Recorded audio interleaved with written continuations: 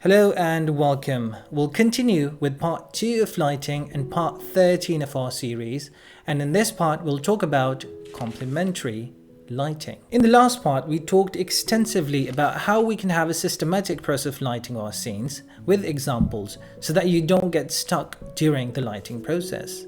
In this part we'll see how different colored lights complement each other to give a balanced overall look. In the end I'll give you a great resource to meddle with colors. So generally colored lights look better than white light, so try and use colored lights wherever applicable. These lights also set the mood. A yellow orangey warm light will give a welcoming feel, whereas a blue cold light will give a ghastly feel of the environment.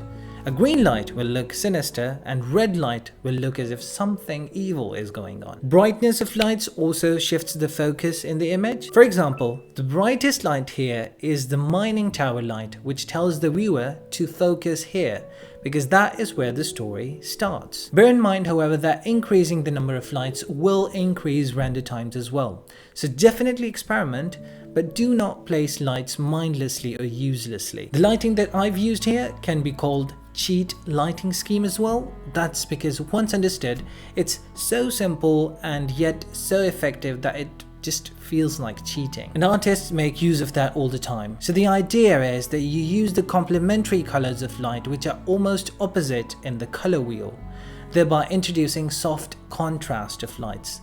Each color is assigned to two major lights beaming from the opposite directions. So orange and light blue are the two colors that you are going to see a lot together in this scheme. In fact, if you look closely, I've added that contrast in my own lighting scheme as well. The blue coming from the background is complemented by yellow of the lamp. You can use other complementary colors depending on what you want to convey with your scenes, for example red and blue. If you want to go a bit more complex, you can see what color palettes go great together from the Adobe color website for free. I'll obviously put a link in the description along with my ebook. This is a great resource to play with colors and figure out how different colors go together. Here we have a complementary scheme as well, which generates complementary shades of colors with their universal hex codes that you can copy and paste. And if you're after pre-made, tried and tested color combinations, go to the explore section and here you will have a complete library